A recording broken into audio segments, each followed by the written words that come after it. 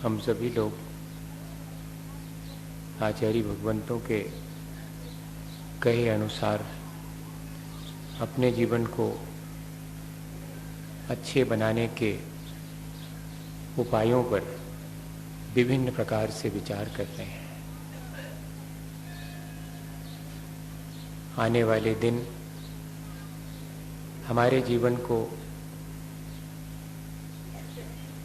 एक निश्चित गति दे सकें, इसलिए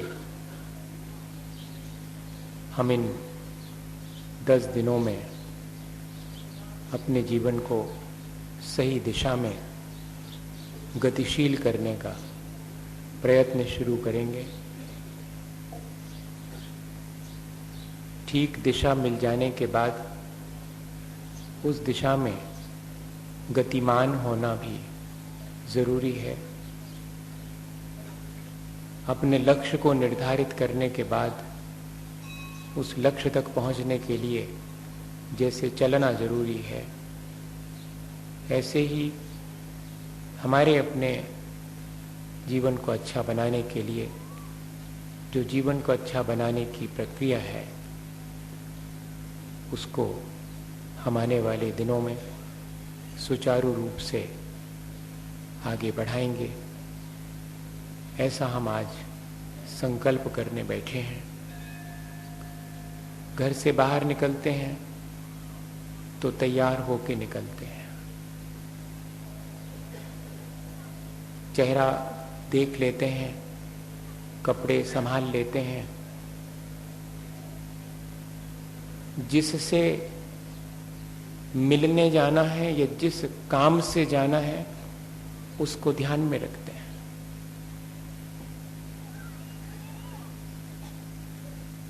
और अगर अपने शहर से दूसरे शहर की यात्रा करनी हो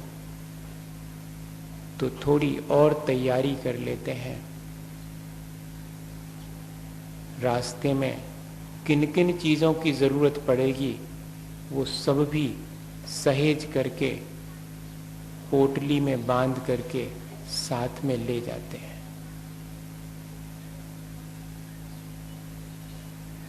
चाहे किसी भी तरह की तैयारी हो, घर से बाहर जाने की या शहर से बाहर जाने की, या 365 दिन पढ़ के परीक्षा देने की तैयारी हो, या बेटी के बड़े हो जाने पर उसके ब्याह की तैयारी हो, सबकी तैयारी बड़े मनोयोग से करनी पड़ती है, बड़ी सावधानी से करनी पड़ती है। अपने जीवन को हम अच्छा बनाना चाहते हैं तो ये 10 दिन हमारी उसी तैयारी के दिन है।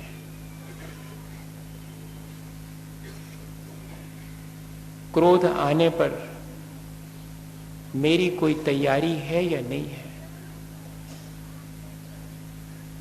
मैं क्षमा भाव धारण कर सकूंगा? मेरे भीतर जब अहंकार उत्पन्न होगा तब वो मेरी विनय को नष्ट करने का प्रयत्न करेगा। मेरी उससे बचने की तैयारी है कि नहीं? मेरे अंदर दूसरे के प्रति छल कपट का भाव उत्पन्न होगा, तब मैं कैसे अपने उस सरल स्वभाव को बनाए रख सकूंगा? ऐसी कोई तैयारी है क्या? संसार की लोभ लालच जब मुझे घेरेगी तब मैं उस सब के बीच भी अनासक्त रह सकूंगा? ऐसी भी तैयारी मेरी होनी चाहिए। हमने आज तक इस आंतरिक तैयारी की विशेष कोशिश नहीं की है। बाह्य तैयारियां हमारी है, हर बार बहुत अच्छे से हमने की हैं। बाह्य तैयारी के मतलब यही है कि सुबह से मुझे मंदिर जाना है, सुबह से मंदिर जाकर मुझे पूजा करनी है, पूजा करके मुझे जल्दी घर नहीं लौटना है, मुझे देर से लौटना है। क्यों? क्योंकि दिन भर में एक बार ही मुझे भोजन करना है। जल्दी सुबह से कर लूंगा तो दिन भर तो बहुत मुश्किल होगी, इसलिए मैं घर देर से लौटूंगा। आराम से 12 बजे भोजन शुरू करके 1:30-2 बजे तक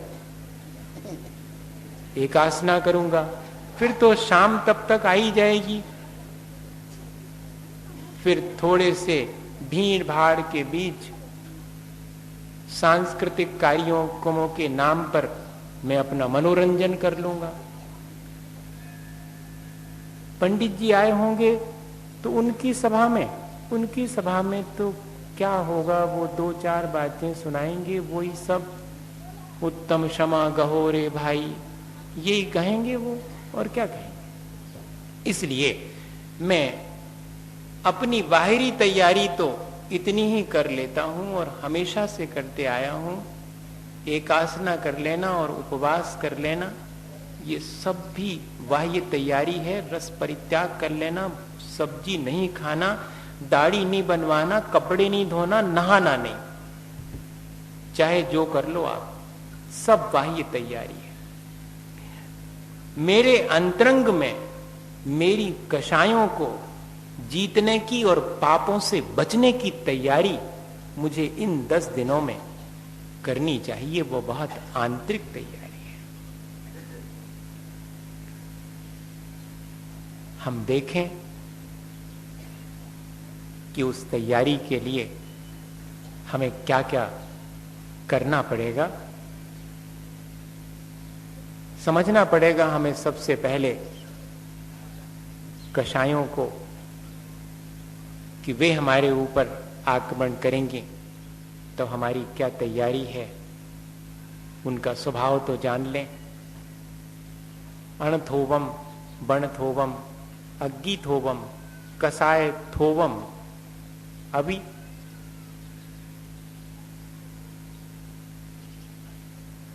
ऋण जब लिया जाता है तब बहुत थोड़ा ही लिया जाता है। घाव जब होता है तो बहुत छोटा सा होता है। अग्नि की चिंगारी भी बहुत अल्प दिखाई पड़ती है।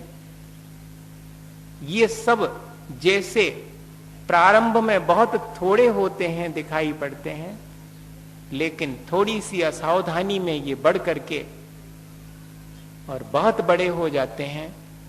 ऐसी ही कषायें हैं, वे भी प्रारंभ में अल्प जान पड़ती हैं लेकिन पूरे जीवन को नष्ट करने वाली हैं। ये उनका स्वभाव है।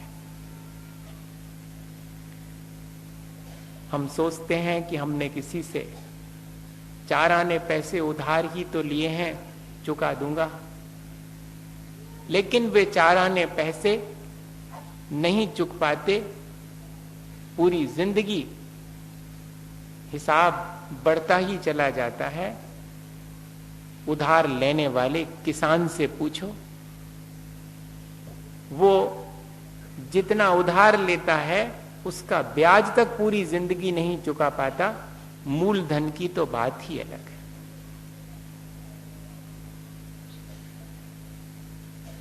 और हमारे शरीर में कोई छोटा मोटा चोट लगने से घाव हो जाता है, हम अगर थोड़ी असावधानी कर दें तो वो घाव बड़ा होकर के नासूर बन सकता है और हो सकता है कि जिस जगह पर वो हो उस पूरी जगह को ही नष्ट कर दे।